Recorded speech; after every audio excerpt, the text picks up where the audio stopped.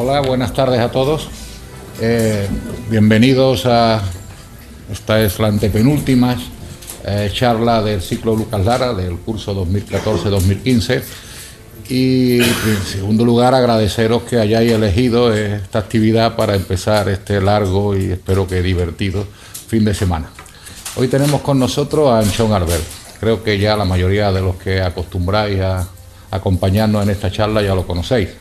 Anchón es vasco, como podéis ver, y de la Real Sociedad, si lo pudierais escuchar.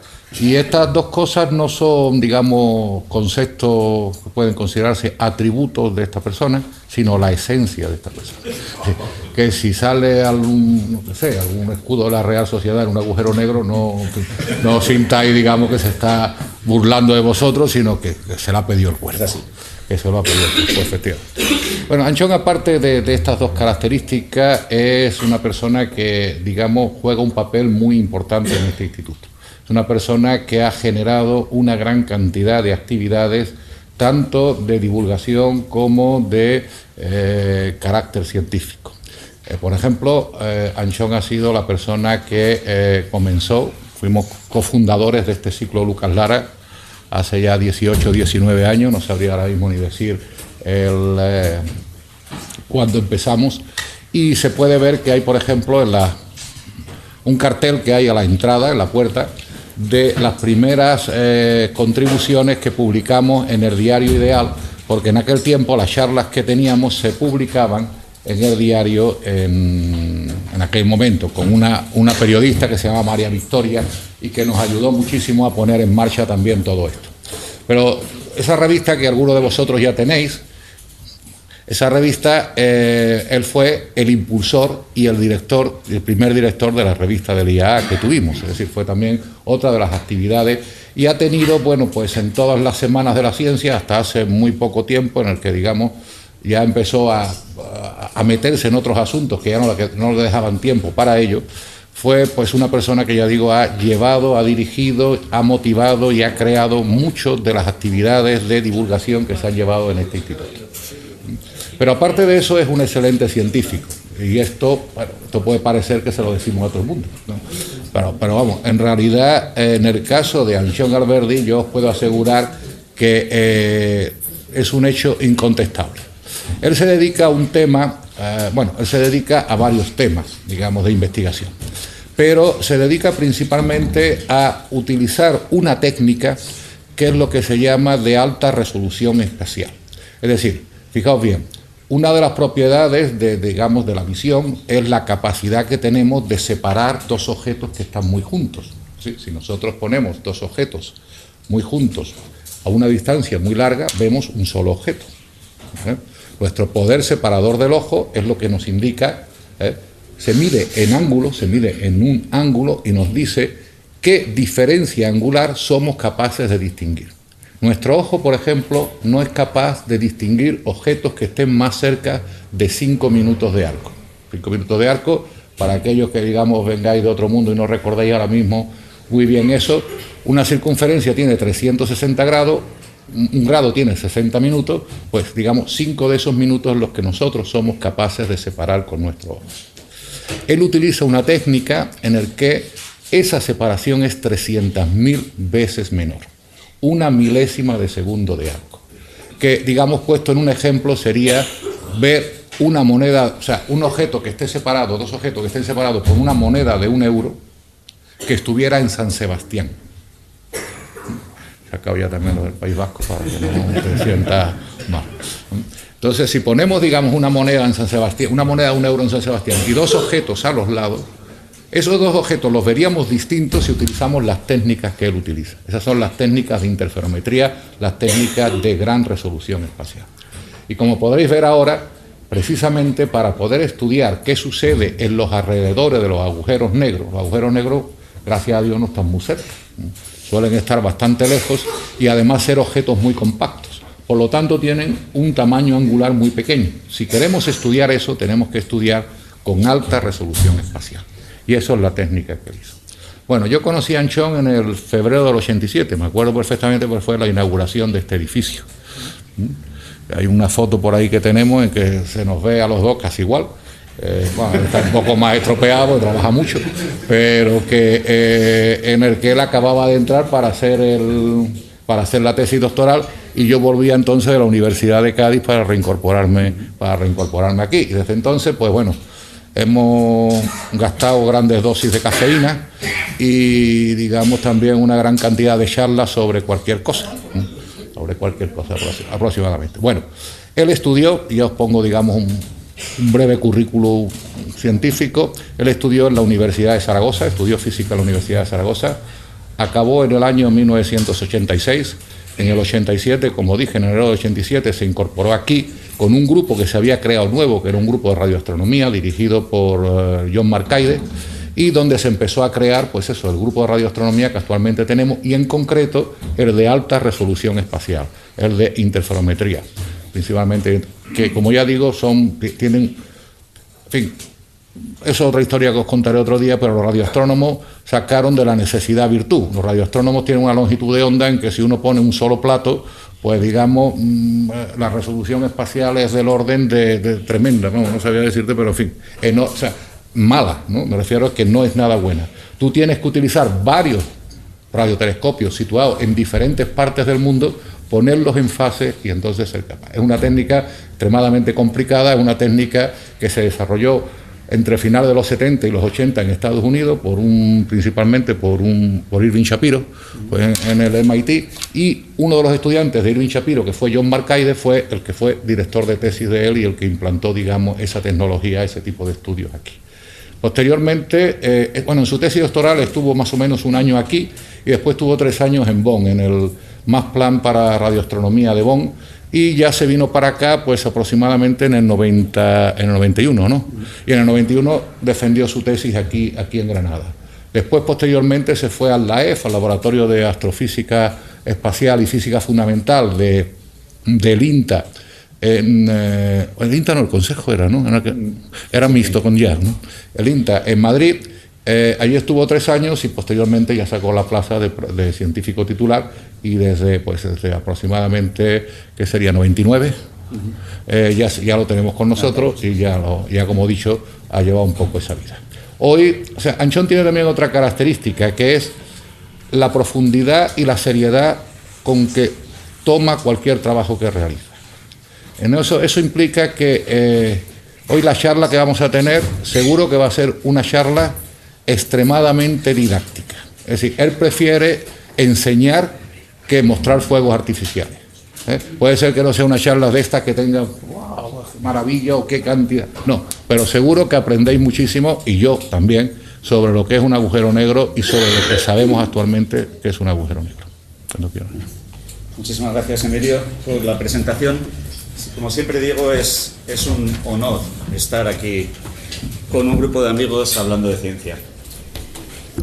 Bueno, hoy vamos a hablar de agujeros negros. Y agujeros negros son unos objetos fascinantes. ¿Y por qué son fascinantes? Bueno, pues son fascinantes porque 3 de las grandes ramas de la física que se desarrollaron a principio del siglo pasado, la relatividad especial, que se publicó por Albert Einstein en 1905, la relatividad general, que se publicó también por Albert Einstein en 1915, y que en este año estamos celebrando el centenario del descubrimiento de la relatividad general, y la física cuántica, que se desarrolló aproximadamente hacia 1926, se reúnen en los agujeros negros y es un crisol en el cual todos ellos están presentes. Todo ello hace que sean objetos especialmente atractivos e interesantes. Pero antes de empezar, permítanme que haga un comentario de simplemente 2 minutos. Esta semana ha sido una semana especialmente dura para todos los que formamos parte del Instituto de Astrofísica Andalucía. Miren, aquí, luego vamos a hablar de ellos, pero aquí les presento los 3 objetos astronómicos en cuyo interior reside un agujero negro. Aquí tienen los micropúlsares, dentro tenemos un agujero negro de la masa de una estrella, de varios soles aproximadamente. Aquí al lado tienen un núcleo, lo que llamamos un núcleo activo de galaxias, en cuyo interior hay también un agujero negro del orden de 1000 millones de soles. Y aquí tienen un gamma ray burst, un estallido de rayos gamma. En su interior hay un agujero negro también de la masa de unos pocos soles. La diferencia entre uno y otro luego lo explicaremos. Pero este instituto ha tenido dos personas que están para siempre en mi corazón y en el corazón de muchos de los que están aquí, y yo sé que eso no es hoy lo importante, pero sí es importante para mí. Uno es Lucas Lara, que da nombre a este ciclo y que trabajó en los agujeros negros supermasivos, y el otro es Javier Gorosabel, que nos dejó la semana pasada y que trabajó en los estallidos de rayos gamma. Y no sé, solo quiero dedicarles a ellos la charla. Ellos son y ya está. Y vamos a hacer.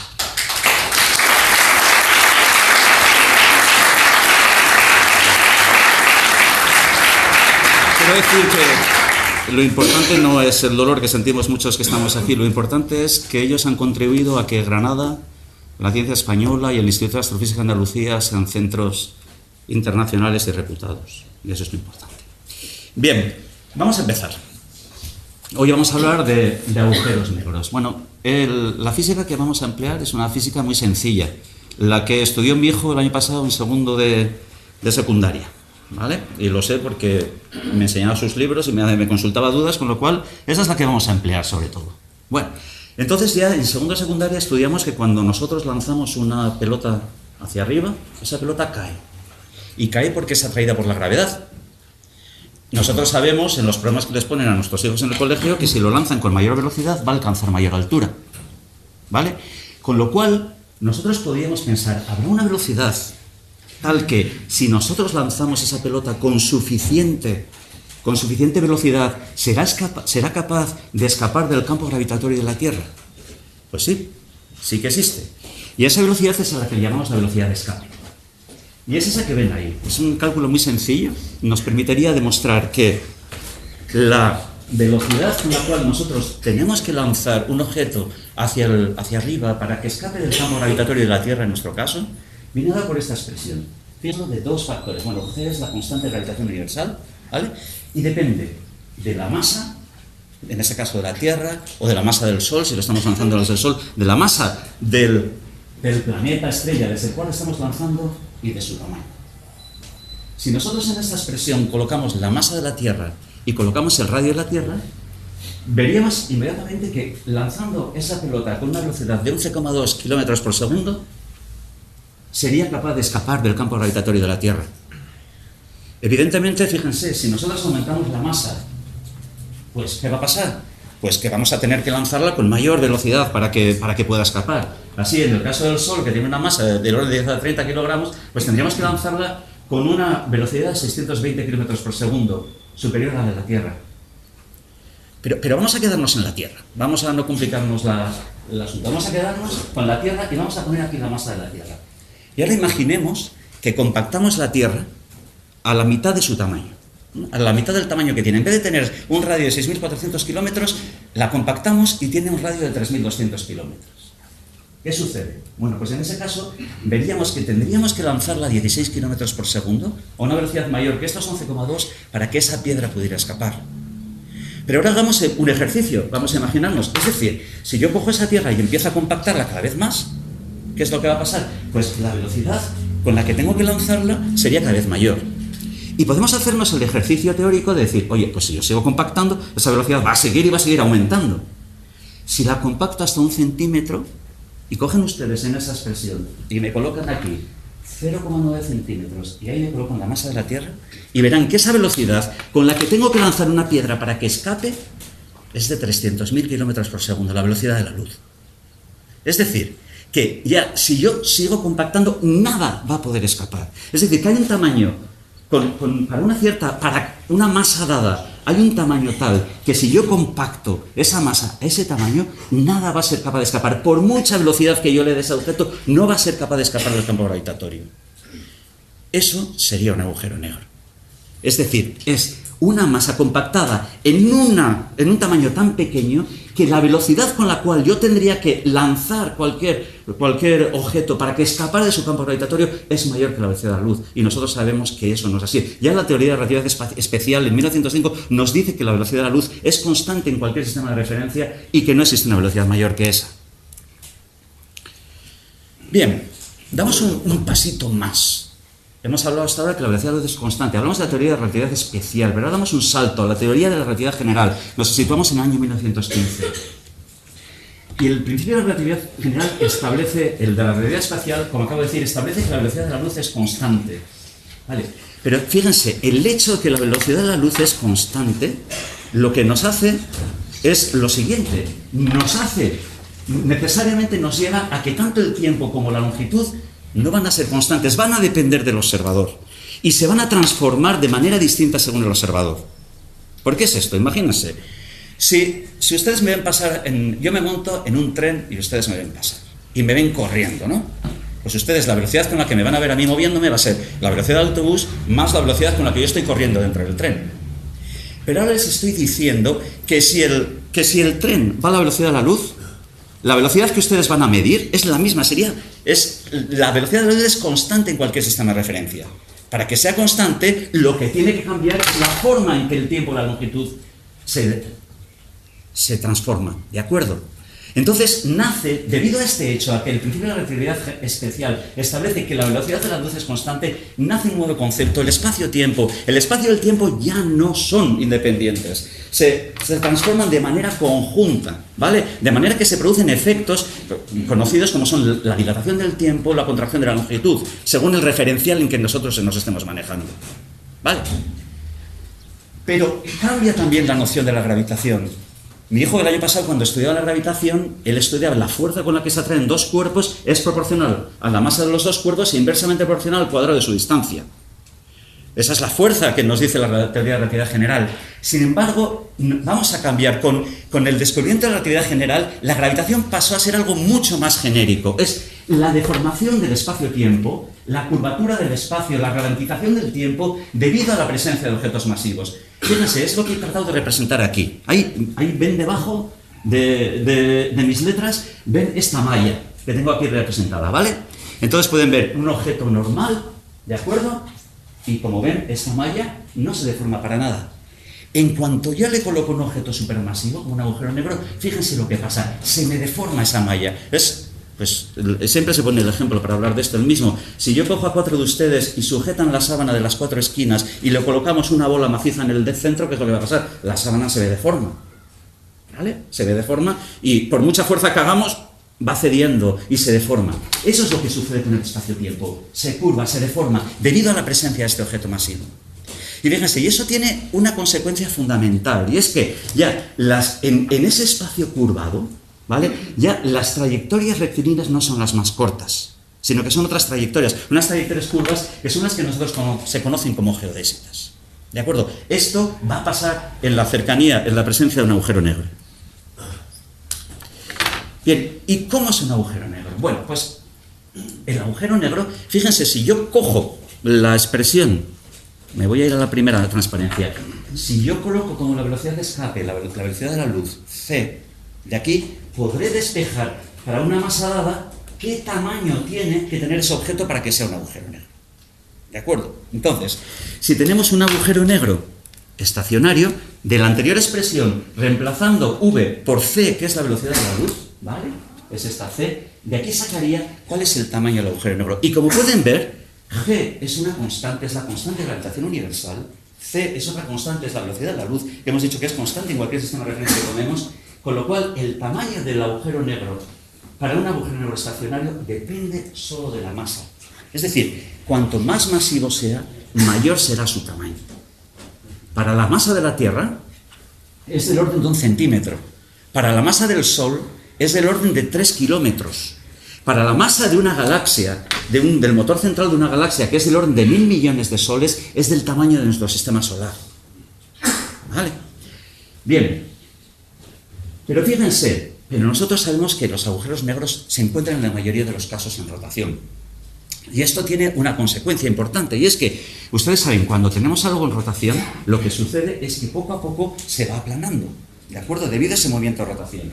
¿Qué es lo que sucede entonces para un agujero negro cuando está en rotación? Pues lo que sucede es lo siguiente, el tamaño de con respecto al agujero negro estacionario, se va achatando, ¿vale?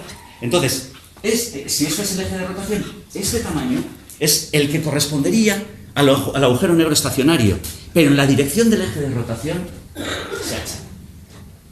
Entonces, fíjense que aquí se produce una especie de subestructura. Tenemos por un lado esta parte de aquí, que es lo que sería propiamente el agujero negro como tal, ¿vale? Perdón, se me ha olvidado decir antes que a la superficie del agujero negro es lo que llamamos el horizonte de sucesos, ¿vale? Es en la distancia a la cual la velocidad con la cual tendría la velocidad de escape se hace igual a la velocidad de la luz, ¿vale? Y entonces, obsérvense que aquí aparecen estas regiones que aparecen pintadas en gris, que es lo que se llama la ergosfera. Y la ergosfera tiene una propiedad muy interesante, y es que la materia que se sitúa en la ergosfera es capaz de ser arrancada del agujero negro y salir de él.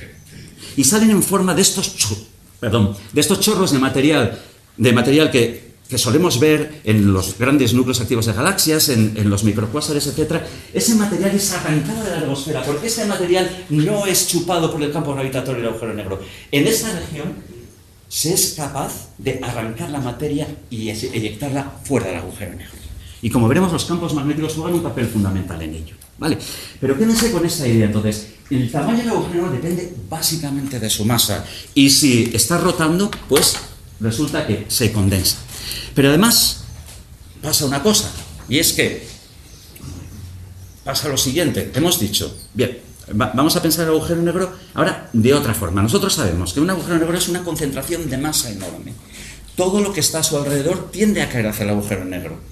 Para impedir que caiga, solo hay una manera que lo pueden hacer, y es tener una velocidad de rotación que hace que la fuerza centrífuga que lo echa fuera de su órbita, ustedes saben, cuando se montan en un tío vivo, les tiende a echar hacia el eje del tío vivo. Ustedes tienen que hacer fuerza hacia el otro lado para que, ¿de acuerdo? Para no caer hacia el tío vivo. Bueno, pues, ¿qué sucede aquí? Si tenemos material rotando en torno al agujero negro, ¿vale?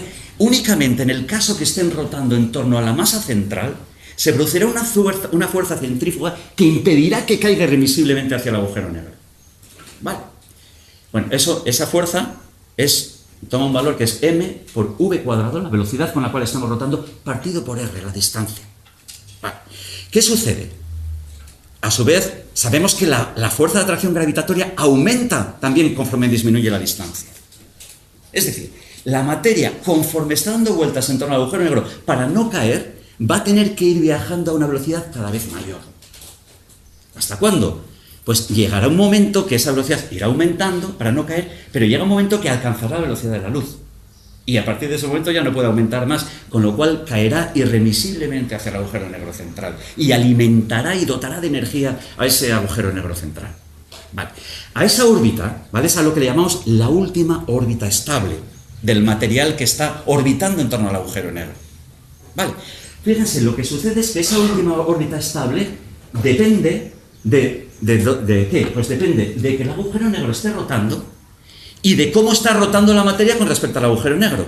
Si están rotando en la misma dirección, es aquí, donde lo he llamado progrado, ¿vale? Si rotan tanto el agujero negro como la materia en la misma rotación, la materia podrá acercarse hasta un radio gravitacional, hasta un radio de Schwarzschild, hasta un tamaño del agujero negro equivalente estacionario, sin caer hacia su interior. ¿Vale? En el caso, en cambio, en que esté rotando en sentido contrario, el agujero negro en este sentido y la materia en otro sentido, se queda a una distancia mucho mayor, se queda a una distancia de unos 10 radios gravitacionales. ¿Vale?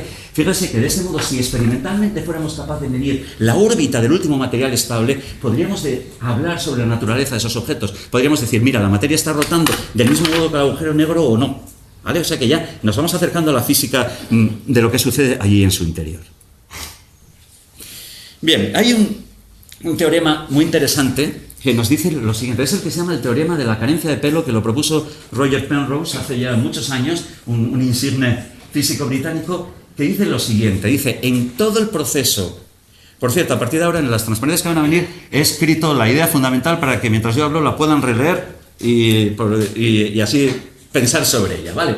Pero lo que es importante es, ¿qué dice el teorema de la carencia de pelo? Dice que un agujero negro, una vez que se ha formado, viene caracterizado únicamente por tres propiedades, que son la masa, el momento angular, o lo que es lo mismo, su rotación, y la carga eléctrica si está cargado. Pero esto, como veremos después, es menos importante, ¿vale?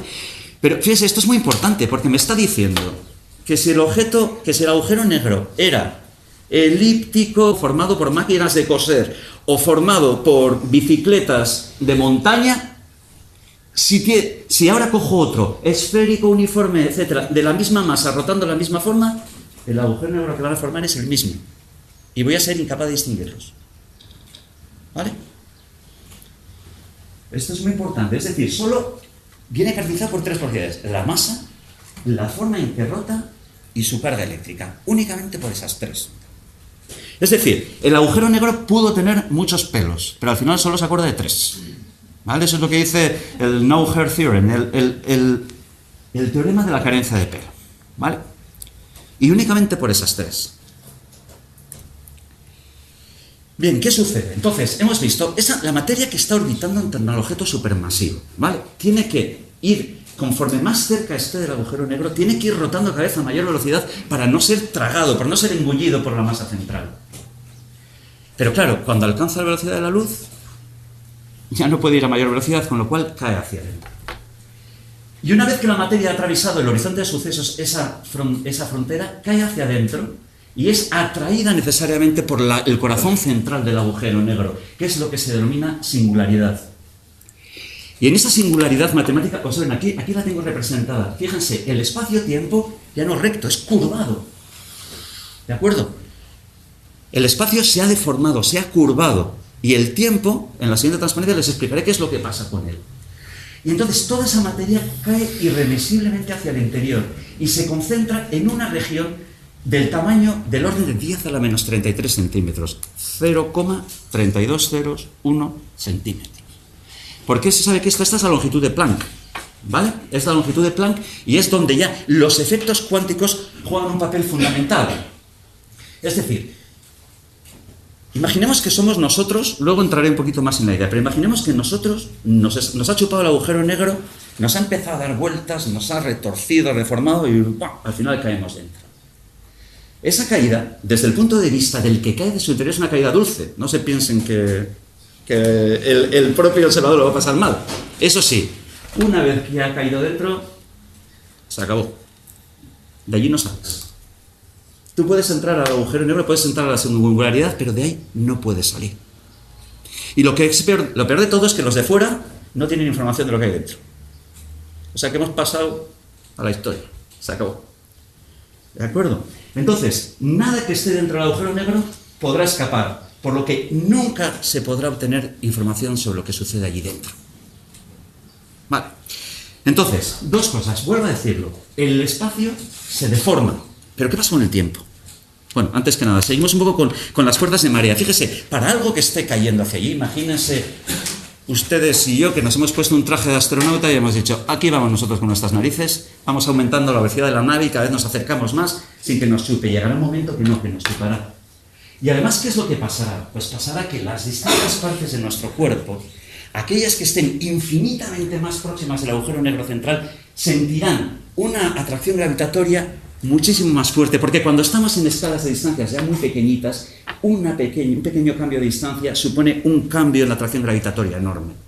¿Qué es lo que va a hacer con eso? Pues que nuestro cuerpo se va a desgarrar, ¿vale? Porque sufrimos una atracción gravitatoria de diferente intensidad, se desgarraría y caeríamos hacia el interior. El proceso se conoce con el nombre del proceso de espaguetización. Cualquier objeto que vaya a caer se convierte en un espagueti porque es arrastrado, deformado, debido a la gravitación diferencial de las distintas partes de nuestro cuerpo.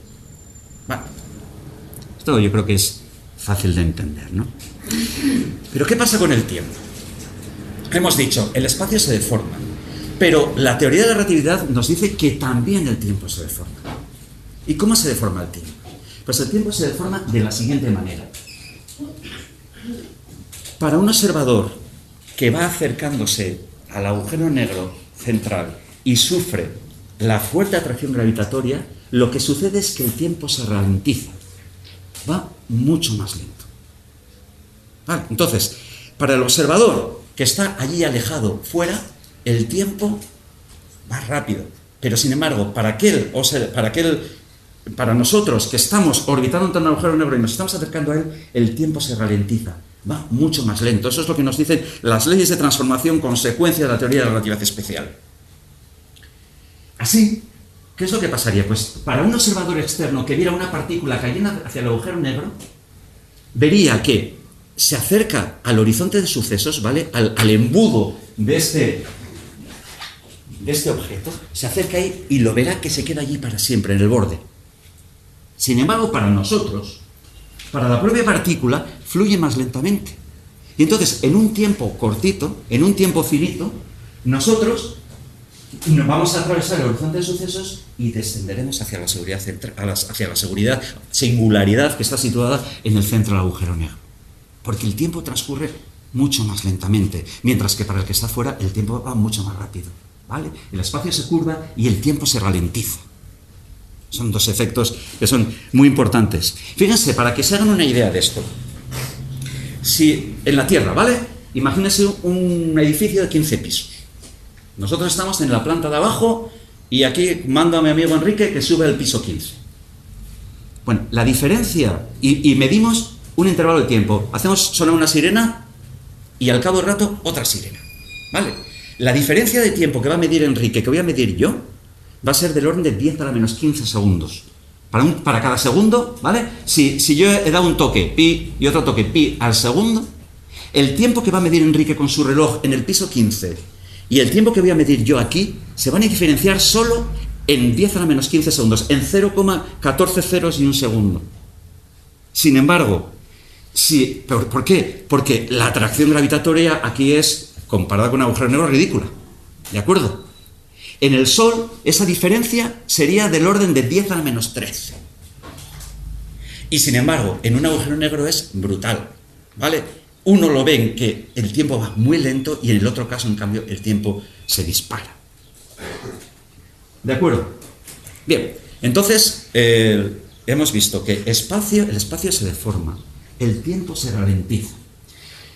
Pero otro físico que ustedes conocen bien y que ha jugado un papel fundamental en la teoría básica de los agujeros negros fue Stephen Hawking. Y Stephen Hawking lo que dijo es que los agujeros negros, que en realidad, vuelvo a decir, claro, ¿qué es lo que sucede? Es ni la luz puede escapar, porque no tiene una velocidad superior a la velocidad de escape para escapar de la atracción gravitatoria, ¿vale? Pero sin embargo Stephen Hawking dijo, los agujeros negros no son negros, son grises. Y son grises porque emiten radiación térmica. Son capaces de emitir una radiación térmica, y además dijo, y dicha radiación es tanto mayor cuanto menor fuera su masa. Y acuérdense que el tamaño de un agujero negro es proporcional a su masa, lo he dicho al principio, ¿vale? El radio es básico, el radio gravitacional, el radio del agujero negro depende únicamente de su masa. Entonces, si tenemos una masa muy grande, el tamaño va a ser grande y entonces resulta que su temperatura es muy pequeña. Fíjese, Stephen Hawking hizo los cálculos y dijo, mire, para un agujero negro de 1000 millones de soles, lo que sucede en el corazón central de una galaxia, la temperatura de ese agujero negro sería de 10 a la menos 16 Kelvin. 0,15 ceros, un unito Kelvin. Muy inferior a la temperatura de la radiación de fondo en microondas. Si tuviera la masa del Sol, esta sería su temperatura. Tiene 6 ceritos con 4 Kelvin. Si tuviera la masa de la Tierra, sería del orden de 0,1 Kelvin. Y si tuviera la masa de una montaña, ¿vale? Del orden de 10 a la 18 kilogramos, 10 a la 18, 10 a la 21 kilogramos, en ese caso, la temperatura del agujero negro sería de 7000 Kelvin. Fíjense, lo que pasa es que en ese el tamaño que corresponde, acuérdense que el tamaño lo obtenemos, es directamente proporcional a la masa. Conociendo la constante de gravitación universal y la velocidad de la luz, calculamos su tamaño. Si cogen eso, sería solo del orden de 10 a la menos 13 centímetros. Es decir, tendríamos un objeto 10 a la menos 13 centímetros, más pequeño que un protón, ¿vale? Con la temperatura de una estrella, ¿vale? De este orden, sería una estrella microscópica, ¿vale? En ese caso, se comportaría como una estrella microscópica. ¿Y de dónde viene? O sea, cuando Stephen Hawking dice, no son negros, son grises, porque emiten una cierta radiación. Una radiación que, como pueden ver aquí, para nuestra Tierra, para la base, en caso de que fuera un agujero negro, evidentemente, o para el Sol sería despreciable, pero sin embargo para masas inferiores no sería tan despreciable. Bueno, pues esto es lo que él dice, es que, bueno, lo que él demostró es, esta radiación es a la que se llama la radiación de Hawking. Y la radiación de Hawking implica que ahora incorporemos el tercer ingrediente que les he dicho al principio. Hemos hablado de la relatividad especial, Hemos hablado de la relatividad general y ahora vamos a incorporar la física cuántica. Y la física cuántica nos dice que hay una serie de parámetros que nosotros no podemos medir con absoluta precisión simultáneamente. Esas se llaman las magnitudes conjugadas. Por ejemplo, ¿cuáles son? La velocidad y la posición.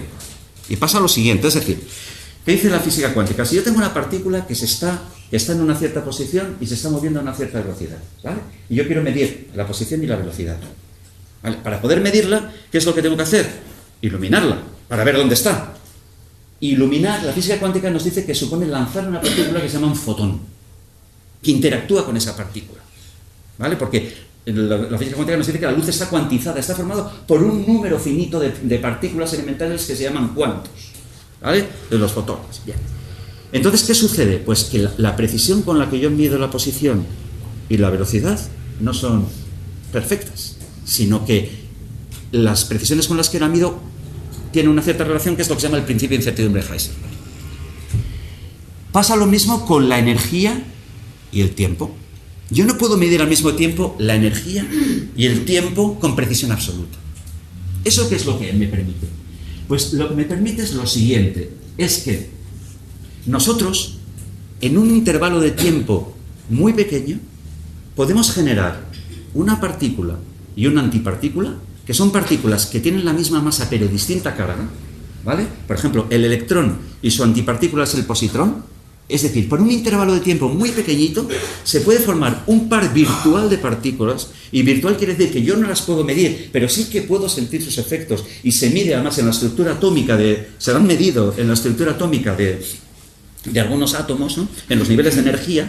Entonces, en un intervalo de tiempo lo suficientemente corto, puedo generar una partícula y su antipartícula, un electrón y un positrón que tienen la misma masa y la misma carga, pero una positiva y una negativa, ¿vale? Entonces, ¿qué sucede? Las genero, vuelven a colisionar y me devuelven esa energía que por un intervalo de tiempo muy cortito yo la había cedido, ¿vale? Bien, pues ese es el vacío cuántico. Entonces, imagínense esta situación. El esquema que tengo aquí, esto es el horizonte de mi agujero negro. En vez de pintarlo como una esfera, lo he pintado aquí como un cilindro, ¿vale? Y tengo aquí, este es el horizonte el horizonte del agujero negro, el horizonte de sucesos. ¿Qué sucede? Bueno, pues genero estas partículas antipartículas, una con carga positiva, otra con carga negativa. Lo más normal que suceda es que van a colisionar entre sí, generan energía y me la devuelvan. Pero claro, es que no estoy haciendo eso en cualquier sitio, lo estoy haciendo al lado de la superficie del agujero negro, donde tengo un campo gravitatorio brutal. Entonces, ¿qué puede suceder? Pues puede suceder que una de las partículas virtuales que se generan sea atraído por el agujero negro y caiga dentro de él, y la otra se me escape. Entonces, se escapa materia y se escapa energía. Entonces, el agujero negro, poquito a poco, debido a estas, aquí está muy bien representada, ¿no? Aquí esta partícula roja es chupada y la partícula verde escapa al infinito. Así, entonces, debido a este efecto cuántico, aquí entra de lleno la física cuántica, los agujeros negros se van evaporándose poquito a poco, van emitiendo materia y van perdiendo energía. Es decir, no son infinitos, ¿vale? No viven para siempre. Vale, fíjate, pero entonces pasa lo siguiente. Si emite energía, pierde masa. Si pierde masa, disminuye su tamaño. Si disminuye su tamaño, aumenta su temperatura. ¿Vale? Es decir, que el agujero negro, curiosamente, conforme va emitiendo radiación, ¿vale?, se va haciendo cada vez menos masivo, más pequeño y más caliente. ¿Vale? Y esto tiene una importancia grande, porque conforme más caliente se haga, conforme más energético se haga, va a ser inicialmente únicamente, cuando era en su estado inicial, únicamente era capaz de producirme pares de electrones y positrones y que uno de ellos escapara con una masa muy pequeñita. Pero conforme más masivo es más caliente y es capaz de emitir partículas cada vez más energéticas y se va a evaporar, por lo tanto, más rápido. ¿Vale? Es capaz de emitir partículas más masivas, puede llegar a emitir bosones de Higgs, del famoso bosón de Higgs que descubrió el LHC, ¿verdad? Hace 2 años, puede llegar a emitirlos cuando sea lo suficientemente caliente. ¿Vale? Por lo tanto, fíjense, los agujeros negros más pequeños, ¿vale?, que corresponden a menor masa, van a tener una temperatura mucho más alta y mucha mayor energía y se van a evaporar mucho más rápido. ¿De acuerdo? Entonces, esto es importante. Lo repito, si emite energía, el agujero negro pierde masa, disminuye su tamaño, aumenta su temperatura e irá poco a poco desapareciendo, se irá evaporando. ¿Vale? Y en ese sentido hablamos de evaporación del agujero negro. Luego veremos que no tenemos que sufrir, porque en el sentido de que los agujeros negros que tenemos en el universo que nosotros conocemos, los estelares o los agujeros negros en el centro de las galaxias, tienen un tiempo de evaporación que es muy superior al del universo. ¿Vale? O sea que no hay, en ese sentido, no hay ningún problema. Bien. Por lo tanto, fíjense, un agujero negro entonces emite luz. ¿Por qué? Porque parte, bueno, por lo que hemos visto, perdón, que no me líe. Por un lado, emite luz a través de la radiación de Hawking y emite radiación térmica. Por otro lado, hemos visto que existen estas ergosferas, ¿vale?, donde el material se acumula, pero no es arrastrado por el campo gravitatorio del agujero negro, ¿vale? Están viajando a velocidades muy próximas a la luz, pero no son chupados, engullidos al agujero negro, y son capaces, gracias a la ayuda del campo magnético, de escapar del campo gravitatorio, ¿vale?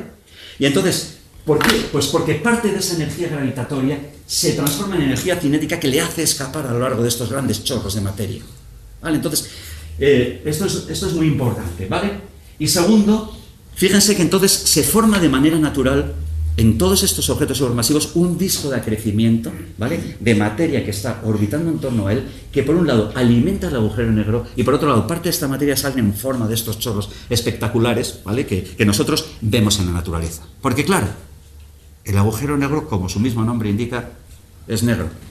La radiación de Hawking es muy débil, no somos capaces de detectarla, pero sí somos capaces de detectar los efectos que ese enorme campo gravitatorio provoca en su vecindad. De ahí viene el título que hemos puesto en la charla: Agujeros negros observando lo invisible.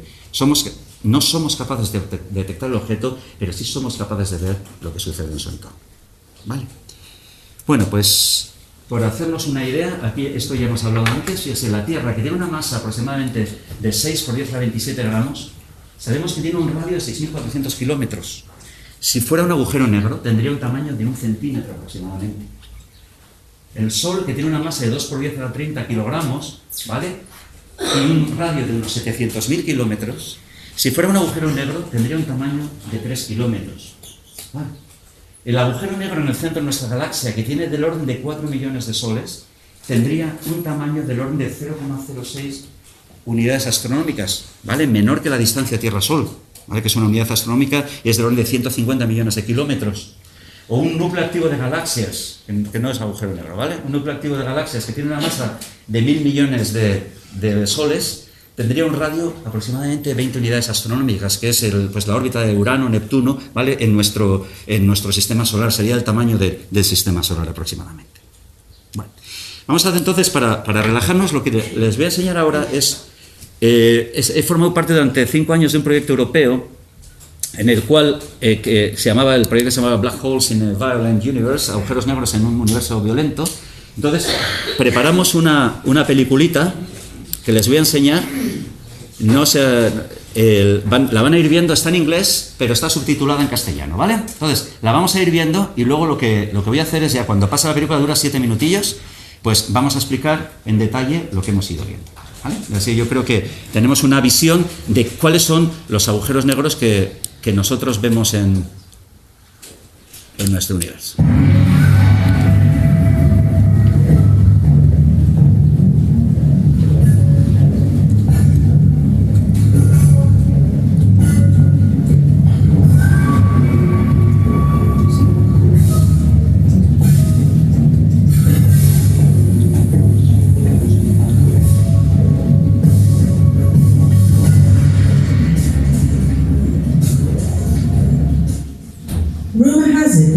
Large Hadron Collider at the European Particle Physics Laboratory, CERN, could produce tiny black holes that might swallow Earth.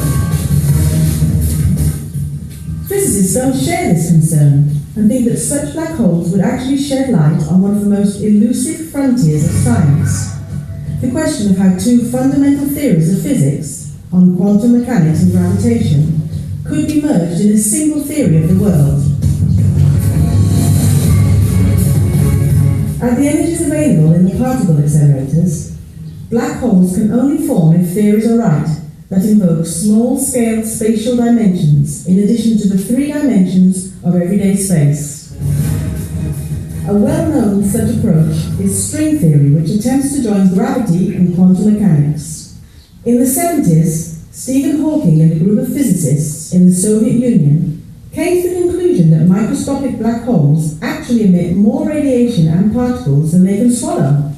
This means that they evaporate almost as quickly as they form and makes them observable as an expanding cloud of particles. So, before they do any harm, microscopic black holes virtually explode in a shower of particles that provides invaluable information for physicists who want to know how the quantum world of gravity works.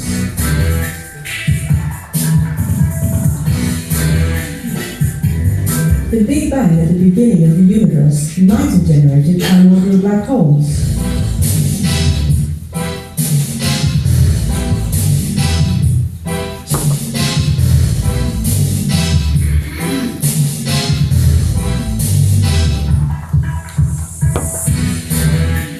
The typical remaining primordial black holes will have a mass that is not larger than that of an asteroid, but in a volume smaller than a single atom. Effects like random density fluctuations, as well as the transitions that lead to the separation of the 4 fundamental forces, could have been responsible for the formation of primordial black holes. Theoretical researchers have identified observable signatures of the early evaporation of the smaller holes. Observers can now look for these signatures in the cold cosmic microwave background and in the highly energetic gamma ray bursts, as well as in several other phenomena. The next bigger thing in black holes comes as the remains of massive stars like Eta Carinae, after they shed most of their gas by way of stellar winds and their final explosion that generates the black hole called a supernova. If the initial mass of a star is larger than about 20 solar masses, and its energy resources from nuclear fusion are exhausted, the core of the star suddenly collapses in a fraction of a second. Some of the collapsing material rebounds and drives a shockwave through the undisturbed outer regions. The shock accelerates everything on its path to several thousand kilometers per second.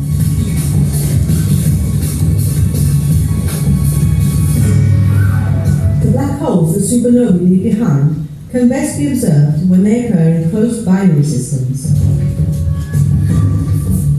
As soon as the secondary star evolves to a giant, it may be large enough to transfer mass to the black hole, leading to the formation of an accretion disk and characteristic brightness variations in X-rays, with ejections of relativistic radio jets.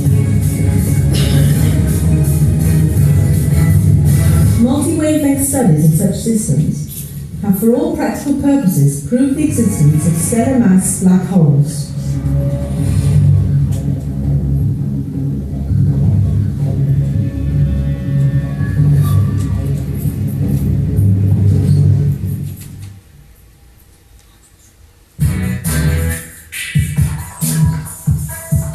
Black holes with masses of 100 to 1 million solar masses are not theory's favourite objects. From observation only, circumstantial evidence for them comes from galaxies with regions that show an unexpected high output of X-rays, and from anomalous kinematic behaviour in globular star clusters. The most likely theoretical scenario for their formation is that of the collapse of an object that formed by successive collisions of a number of high-mass stars in a very dense star cluster.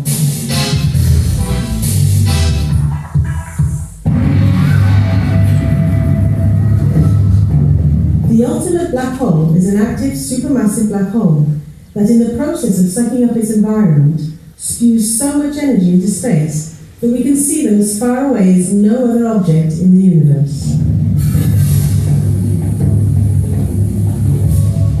The evidence from relativistic radio jets, variability from radio to X-rays, and the kinematics of stars near our galactic centre leave no doubt that there is nothing else that could produce the observations. Supermassive black holes share many of the characteristic phenomena with their stellar cousins that are located in closed binaries, albeit the time and energy scales are vastly different.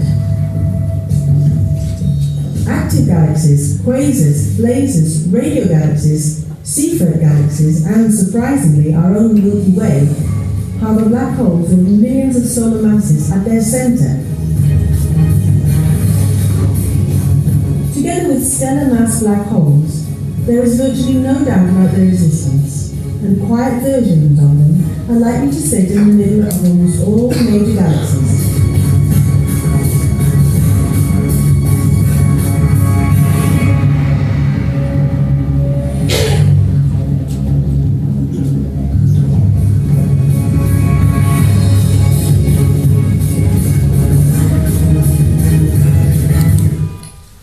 Muy bien, bueno, pues después de esto volvemos a donde íbamos. Entonces eso, aquí lo que han ido viendo son distintos ejemplos, ¿vale?, de objetos astrofísicos en los que se tienen evidencias de que en su interior existe un agujero negro. Se ha hecho un pequeño recorrido y dada la hora que es, pues vamos a centrarnos en lo fundamental. Les voy a enseñar unos cuantos ejemplos claros en los cuales hoy en día la naturaleza se está convencido de que existe un agujero central.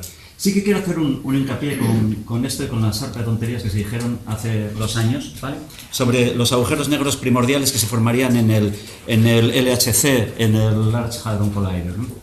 Bueno, se piensa que los agujeros negros primordiales se formaron justo después del Big Bang, de la gran explosión, debido al colapso de las variaciones locales de densidad, pequeñas variaciones de densidad que se produjeron. Han visto en la imagen cómo se producía como un borrado la imagen del fondo de radiación de microondas, ¿no? Entonces se produjeron pequeñas variaciones de densidad que colapsan y dan lugar a los agujeros negros primordiales.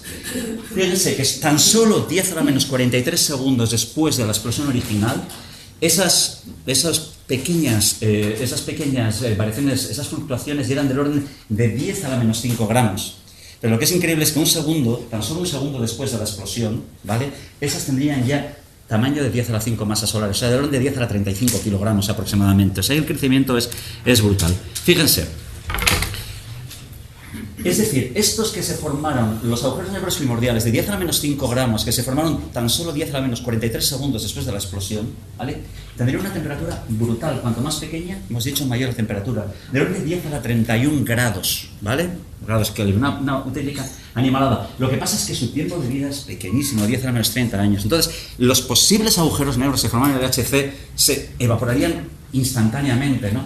En cambio, fíjense, agujeros negros del orden de 10 a la 15 gramos, ¿vale?, tendrían una temperatura todavía altísima, de 10 a la 11 Kelvin, y estos tendrían un tiempo de vida de 10.000 millones de años, que es comparable a la edad de nuestro universo. Es decir, en nuestro universo podríamos encontrar trazas de agujeros negros evaporándose únicamente de este orden de masas. Y tendrían una emisión en rayos gamma, en rayos de muy alta energía, muy característica. Y se están buscando, pero hasta ahora no se han encontrado. Fíjense, para un agujero negro de la masa del Sol, ¿vale?, tendría una temperatura, como hemos visto antes, bajísima, 0,000001 grados, y tendrían un tiempo de vida de 10 a los 64 años. Esto se evaporaría en un tiempo larguísimo, una edad muy superior a la edad del universo, que es de 13.700 millones de años. Con lo cual no les quiero ni contar lo que sucede pues, con un agujero negro como el del centro de nuestra galaxia. Esto en relación a los agujeros negros primordiales. Vamos a los 3 sabores, ¿vale?, en los que encontramos agujeros negros los astrofísicos. Y los encontramos, como les he dicho antes, en forma de microcuásares, en forma de núcleos activos de galaxias, cuásares, en forma de gamma ray burst, lo que se llaman los colapsas. Vale. Fíjense, todos ellos tienen un disco de crecimiento que está alimentando el objeto central. Vale. En el caso de los microcuásares viene de una estrella vecina, lo hemos visto en la película, ¿vale?, una supergigante roja, por ejemplo, que va dando materia que es atraída por el campo gravitatorio del agujero negro estelar, ¿vale?, y está alimentando el agujero negro. Y parte de la materia produce estos chorros espectaculares. Ahora lo veremos.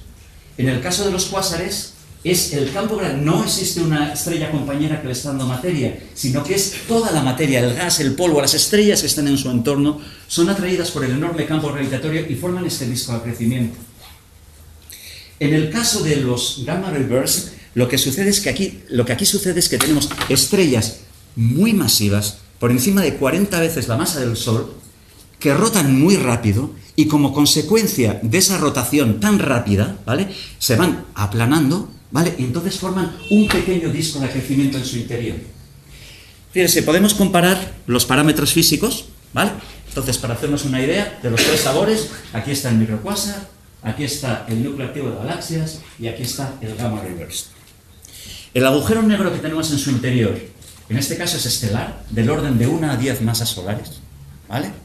En este caso es supermasivo, del orden de 1000 millones de veces la masa del Sol, y en este caso es estelar también. Fíjense, el disco a crecimiento, ¿qué tamaño tiene? En el caso de un microcuásar, del orden de 1000 kilómetros.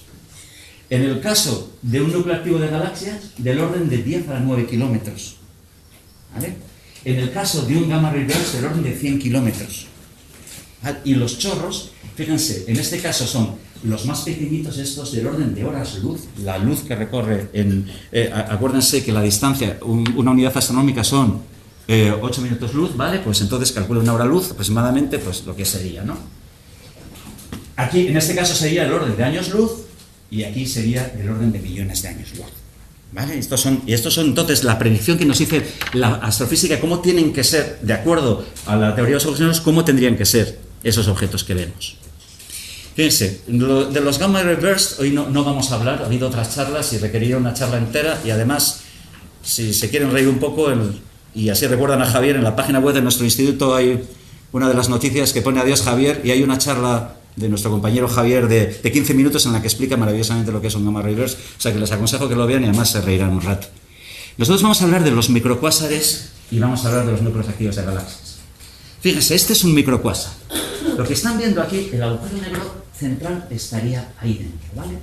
Entonces, lo que estamos viendo es todo el proceso de, vamos a ver, la materia que está en torno al agujero negro va a tener una velocidad de escape que es próxima a la velocidad de la luz.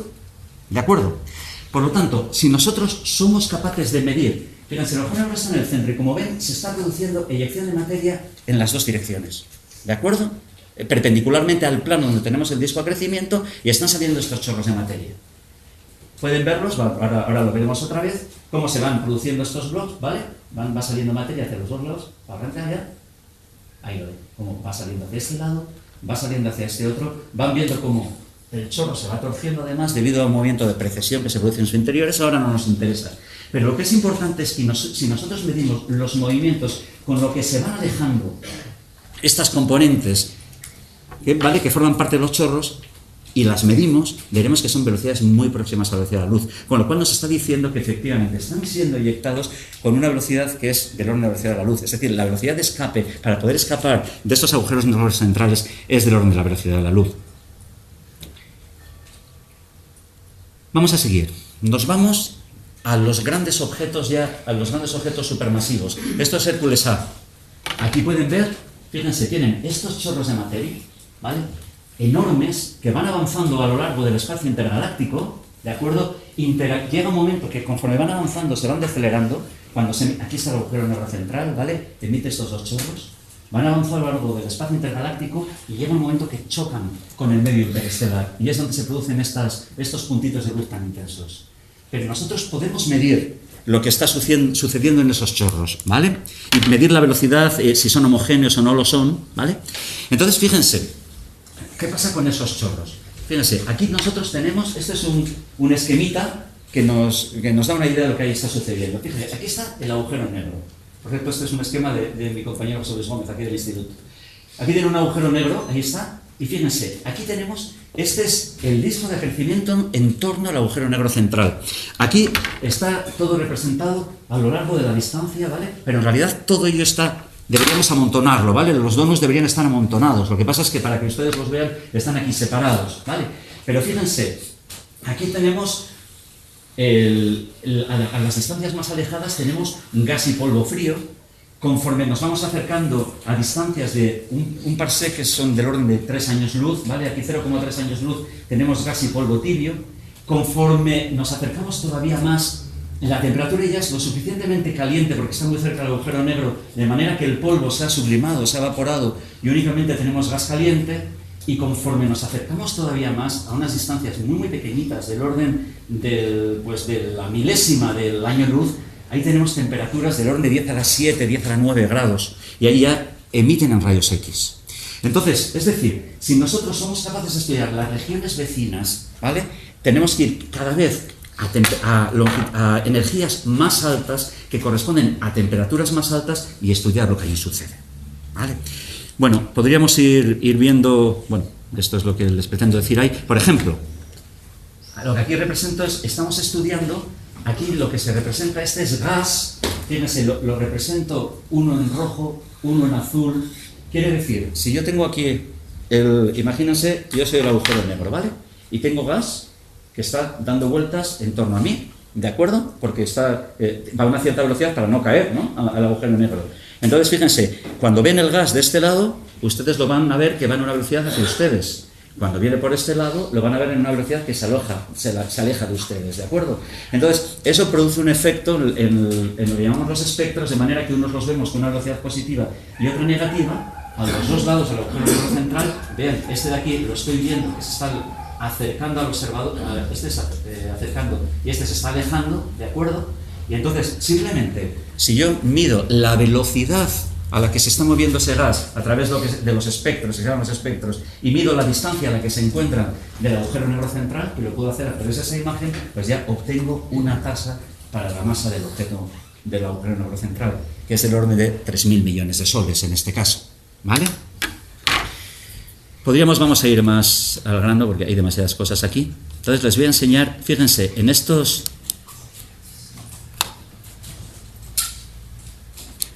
Aquí pueden ver también, este es el jet, en el caso de un núcleo activo de galaxias de estos, aquí, en esta zona central, hay 1.000 millones de soles, ¿vale?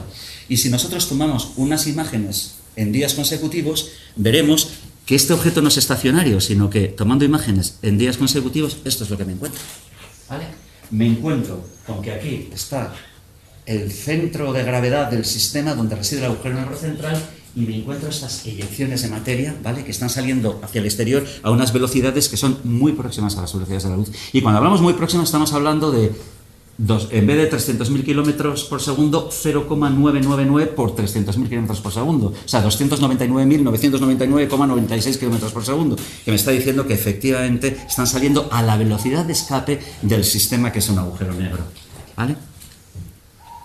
Aquí tienen otro ejemplo, lo pueden ver, otro chorro de estos. Miren únicamente la parte de arriba. Entonces pueden ver cómo, ¿vale?, se me está eyectándose materia, ¿vale?, y va viajando, y yo puedo medir cuál es esa velocidad, y resulta que me da eso, velocidades del orden de la velocidad de la luz, ¿vale? Con lo cual me está confirmando esta hipótesis. Esto lo vamos a dejar. Bien, y... es que se me ha echado todo el tiempo encima. Y vamos a ver qué es lo que sucede con nuestra propia galaxia. Fíjense, entonces, en nuestra galaxia, nosotros sabemos, la Vía Láctea, esta no es la Vía Láctea porque como estamos dentro no podemos obtener una imagen de la Vía Láctea, pero es una galaxia similar a la nuestra, ¿vale? Aquí estaría el centro de nuestra galaxia, aquí estaría el sistema solar, este sería el brazo de Orión, ¿de acuerdo? Entonces, en nuestra galaxia sabemos que tiene un diámetro de 90.000 años luz, sabemos que hay 200.000 millones de estrellas, sabemos que hay 1.000 millones de masas solares, en la masa de la galaxia, ¿vale?, es de ese orden. Sabemos que hay una barra central, no nos importa ese detalle ahora. Esa distancia desde aquí al centro es del orden de 26.000 años luz, ¿vale? Y sabemos que en nuestro sistema solar está rotando en torno al centro de la galaxia con un periodo de 225 millones de años. La gran ventaja que tiene nuestra galaxia es que está tan cerca, ¿vale? Está tan cerca que, fíjense, estos son las estrellas, ¿vale? Es una imagen del satélite Spitzer. En los 1.000 años luz centrales de nuestra galaxia, todas las estrellas que vemos, ¿no? Hay estrellas envejecidas, estrellas jóvenes, hay también, aquí pueden ver, donde están absorbidas debido a la presencia de filamentos de polvo, hay gas, etc. Pero fíjense, si vamos haciendo un zoom y nos acercamos cada vez más, ¿vale?, en los 18 años luz centrales somos capaces de detectar del orden de 20.000 estrellas, ¿vale? Está tan cerca que lo podemos hacer. En otras galaxias no somos capaces de detectar las estrellas individuales. Y si todavía apuramos un poquito más y nos vamos a los 4 años luz centrales, ¿vale?, tenemos del orden de 10.000 estrellas y pueden verlas todas aquí. Claro, entonces podemos decir, bueno, pues ya que detectamos las estrellas individuales, quizás podemos detectar las órbitas de estas estrellas en torno al centro de la galaxia. Porque debemos ver, si detectamos esas órbitas, deberemos ver que las estrellas más cercanas al centro de la galaxia deben orbitar a mayor velocidad. Y deben hacerlo conforme a la ley de Kepler, además, ¿de acuerdo? Y eso se ha logrado hacer. Entonces ha habido dos grupos de investigación. Este es estos resultados del grupo alemán, pero hay un grupo americano. Pueden ver, estas son imágenes de la posición de las estrellas más próximas al centro de la galaxia entre el año 1994 y el año 2006, ¿vale? O 1992 y 2006. Entonces pueden ver cómo las estrellas efectivamente describen una órbita en torno al objeto central, ¿vale?